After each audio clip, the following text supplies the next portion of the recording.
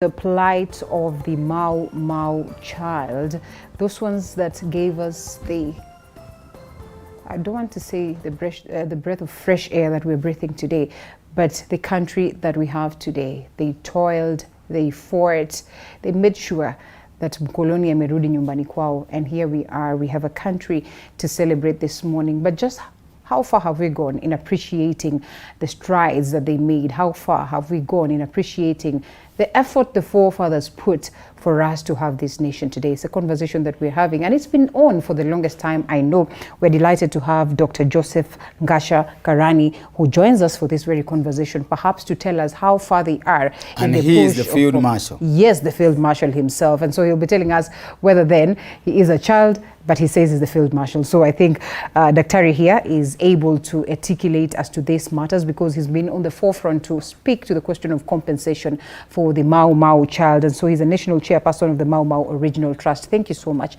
Daktari, for creating time. The field marshal. Thank you. Over to you. How far are we? We are very, very far and very, very close. Positive. Very positive. Okay. One, the British government, after us taking them to the International Court of Justice. Yes. Is finally? In the year 2000. Admitted liability. In fact, that was not the first admission. In 1959, the then governor, Patrick Lenson, admitted that they had killed people, innocent people, at Hola, which was called Hola Massacre. And therefore, they admitted they would pay a compensation. Why did it take a while for them to admit? Well, you know, a devil is a devil. And the devil does not just admit easily. So do they change to be saints now that they have? Now admitted? they said they have changed to the compensation agenda, which was already articulated in a 1948 Geneva Convention of 1944. That was an international convention which had already put the British at their right position. So therefore, once the international community pushed them, because of, you know, blackmailing the Africans, they finally had to admit, because they were signatory to the Geneva Convention. Okay. They were also signatory to the Genocide Convention of 1951. And also, they were also signatory to the International Statute of 1967. So they were already bowed. Okay. Unfortunately, because they knew Africans were not properly educated, or they were intimidated not to speak, because when you speak, you are threatened.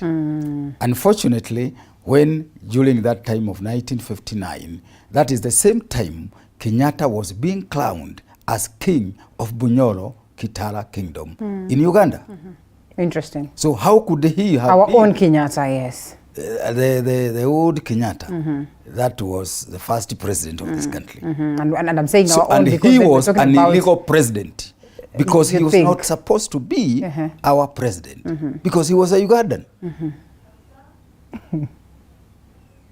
And I say that because I've done a lot of research on that. Fast forward, and I think it's only incumbent for us to get and do our research, yeah? Because you can only challenge that if you have facts and figures. But fast forward as to the question at hand, and you say we're almost there.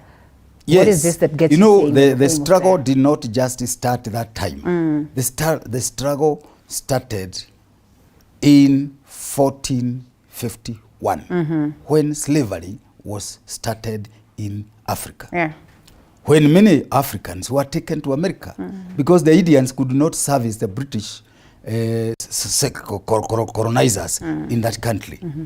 The Indians were just dying like flies. Right. But the Africans had the energy, the strength, to manage the activities on ground. To do that they job, had that hard work. job. Yeah. So therefore, then those many years, how many Africans, which meant it was, you know, the younger generation that was being taken away, because they are the people who had the labor force. So we actually created a lot of wealth for the British. And that is why in a World Bank report, it is confirming that the wealth that they owe us is incalculable. And here we are. And here you are talking about poverty. Yeah. Because you guys are not leading and you are not willing to talk and say the truth. Okay. Do you think after talking for all these years, Of there's really course. so much that can be achieved out of Yes, that? the freedom did not just come Yeah. on a silver platter. It came because people took actions. Some people were talking as politicians. Others, in fact, the Kikuyu Central Association, and others took the guns. I mean, stole the guns from the Mzungu, or bought, for that matter, and struck him.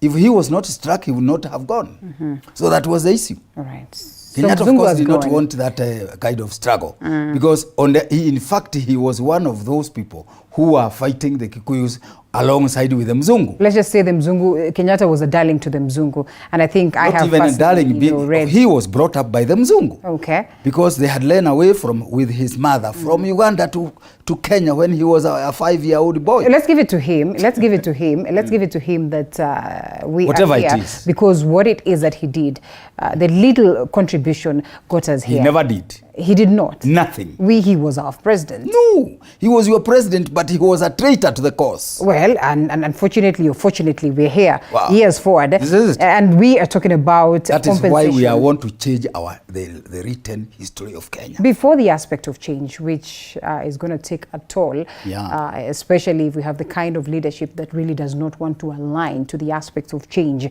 So you speak of, finally we're almost getting to that point where there's light at the end of the tunnel. Yes. What is this? Speak to those ones that have been with you through this struggle, and in particular, the struggle for compensation. The struggle for compensation was started from, in fact, the 1948 Geneva Convention, right? And from there, Kimathi took up the matter. The field marshal, or the late field marshal, took the matter and wrote a letter in 1955 saying that compensation must be paid by the British. Of course, he was hanged because of that. However, that the words could not be swallowed, and nobody could swallow it.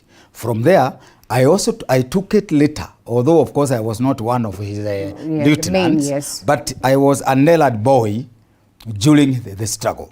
So I was doing what my parents could tell me to do, and watching, of course. It is from there that I felt that when we came to the independence, Kenyatta was brought to Uganda, to Nakuru, from Uganda, to tell us that there will be no land that will be released from the settler to us. I was in Standard 8 at Gatodo Primary School, and Mwalimu had brought a radio. I mean, a radio actually in class, which was a hard worker class. So, but because I was mature, nearly over probably 20 years, I listened. 20 years at class 8? Yes. Oh, okay. Yes, there was no proper schooling in those times. Yes. So from there, I realized that we were on the wrong direction. And I started suspecting Kenyatta from that day. Because when I told my mother about it, she could not understand. Neither can I understand, and perhaps many other Kenyans Yeah, don't understand. Maybe that's why the struggle has been this long. Yes, it doesn't matter. Yeah. Struggles that are long bring success. Yes, because you go slowly. If you go too fast, you will fall along the way. And so you've worked with these people through this journey, and they have trusted you. They have trusted me. That is why they have crowned me as field marshal. Yes. Because I brought papers that had been stolen from Kenya by the British to Britain and brought them back. And I've read some of these papers. Yes. Here we are. We still And want to understand when you say that we are almost there, just exactly yes, what we are you saying because the British have already admitted liability 3 times. Their governor, former governor 1959, their ambassador Edward Cray in 2003, to President Kibaki at State House, and I have these statements here. Yes. And then their lawyer Martin Day also admitted or quantified the figures that they will pay 70 million to individuals. But we have also gone back to the British and looked at the cases that the judges have already awarded, and then found that we could be paid more, according to the international standard. So when you say we, who exactly do you We are all to? Kenyans, because all Kenyans suffered. During slave trade, those 512 years suffered their people being taken away by force, being killed. In fact, some children were being spared if a woman was refusing to go because of the disturbance of the child. We have felt it happened the same thing. I agree, and we have seen some of the Kenyans feeling more MAUMAU than others. What will be the modalities in the event that this money is released? The modality is very clear. After my research all over the country, I have walked all over this country, and I have listened to the old men of different communities, and I have read many documents, and I have found that all of us suffered. All of us, except Mzungu, Morabu na Mwindi, right? Well, a few of them could be the one who resigned in Mwea because of what he saw was being done to the Africans, which was illegal. And of course, there was somebody from Mwea. There were others who had also resigned because of that treatment. So it's not just, but then, that is only psychological. But the physical one was actually suffered by the Africans. And therefore, we are talking about everybody, the 47 million plus 2 million that we have added during our bedtime, right? They are descendants of the MAUMAU, therefore they should be compensated. Of course they should be compensated. And that's what I have done. And I have divided, now when the British talked about this money to the individuals, we also went to Parliament, this Kenya Parliament. And yes. And they passed that the money that was to be paid to the older generation, which is now either senile or dead, or have gone, should be paid to their children. And their children and their grandchildren. So it is crystal clear, and that is how I organized or calculated the figures for each one of us. Are you saying I will pocket some money out of this? I need to understand this some more for purposes. That I will pocket money 70 million, not less. Me. You. Now, this will go to the government, or this will... I really need to understand this modality. The government never initiated any compensation demand. Yes. So they have no... Except that you give them power, or they took power from you people. So what makes us think or have the confidence that they will not take this money away from us as well? Listen, there are many systems in Kenya today. Yes. And we are more enlightened than we were before. That's true. Are you getting me? So the government... we are only respecting it because you people gave them the power mandate to do. But remember chapter 6 in the 2010 constitution is saying that you, as government, owe us that power you are holding, right? And therefore, yours is only service to us. It's not taking what we have already worked for. Of course, we, as the owners of the government, should pay tax, but not more. So the rest of the money at the World Bank, it will be Ngasha Karani and his team, and of course the government, because we respect it, because we cannot say without government. It's like a home without appellants. You see? And because that is borrowed power to them from us, they should only sign. And then they also share part of that money. Because if you talk about 11,200,000 from each 47 million Kenyans, how much is that money to the government coffer? It's big money. It's big money. Yes. A lot of. And we have, of course, done that. So we are Kenyans. I am also part of the government. Because I've also been a presidential candidate 4 times. So I am not naive to what the government should be doing, because they don't manage their money. Their individual money, they've managed public money. Offers. Okay, fine. Here we are, Senior, and I'd love for us to take... I mean, what is this that you want Kenyans to take home this morning? Because I want them to take home to be aware. 5 minutes. They should be aware that they are owed and they should receive it. And now that we have Mr. Gachagua and Mr. Ruto, who are MAUMAU children, and they have declared that. I have looked at the document and I found Gachagua's families lost 3 pieces of land in a Logolo location. Right? Because I have the documents from the Queen. So when he talked about being a MAUMAU child, and I have also taught, I have also lectured to people there in that location a number of times before.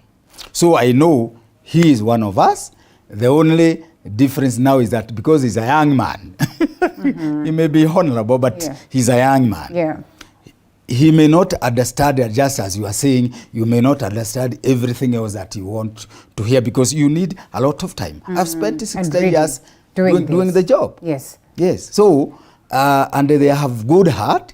They are showing, in fact, just the other day, he told the British that we do not want loans. We want the youth who owe us money to pay us our money. And then we'll use that money for our development. And we make the In fact, we should have been higher than Kolea if we were paid when we were supposed to be paid. So but because of the Kenyatta system, Kenyatta said you'll not even be paid a cent. And I have a document to that effect. But so when again, talk, you managed to... I have that document.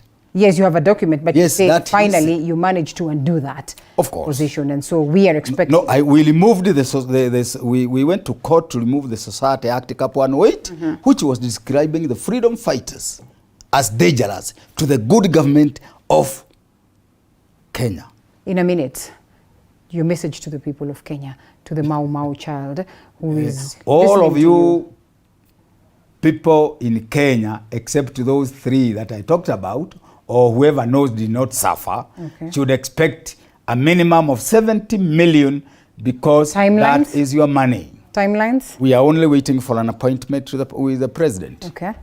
Yes, now. How soon? And of course, nothing else. You cannot say when, because he has a schedule and he is willing to invite us. This is quite an important matter. Of course. Assumption is it will change the entire nation and also change Africa. You know, also MAUMAU changed the freedom in Africa. Yes. Because they are the ones that showed that freedom can come by fighting, because other people just thought you can just follow the devil. Or to give you what you are looking for. Yes. Dr. Joseph, I must admit that we appreciate the efforts that you've put up, and I've been watching you, following up on you, and tremendously. How long have you? Oh, for the longest time. I'm young, but the few times, you see, it's like you, when you were in class 8, you were following up on the events of that very time. So as well, beyond being a young woman, I'm a journalist, and so it's incumbent upon me to go an extra mile, unlike any other ordinary person. So thank you so much, and we hope that I can pocket my 70 million anytime. Yes, that's your money. Yes. It's no doubt about that. Because once somebody admits that he's going to pay your money, in fact, if the Kenya government behaved properly, the then government, the Uhuru, the Kibaki, the Moi and the Kenyatta, if they behaved properly, we would have been paid in 1959 when the former governor, Patrick Lenson, admitted liability. All right, we can only cross fingers, and we hope that indeed we are successful on this. Giving that a shot? Yes. Am I doing what? Short? It is only 20. It's been like 25 minutes already. It's not 25 minutes. It is 25 minutes already. I thought you were giving us 40 minutes. It is or even more. 25 minutes already. We're supposed to be 30 minutes. But you know what? Beyond this conversation, I think there's a lot of history for us to do. I hope you will allow for us to be inviting you time and again so that we can talk more about history, and beyond the history, expound this conversation further. Of course. Yes. Of course, that's your job. Because I cannot, until I am under the camera, not all information may not go as quickly as you would want it. I agree. But it is important that you people know it's not, I have done the job because God wanted me to do it for you. Yeah. Yes, because that is, even that resilience to push during Moi. 60 years, not a joke. during Kenyatta, during Moi time, during Moi Kibaki time, and they all resisted very strongly because they were home guards in that colonial government. So they would not have wanted anything. We only hope that this current president does not resist. No, he's not resisting. No, he had already declared he's a grandson of the Koitolel, who was killed by Colonel Matahazen in 1905 in Nadi resistance.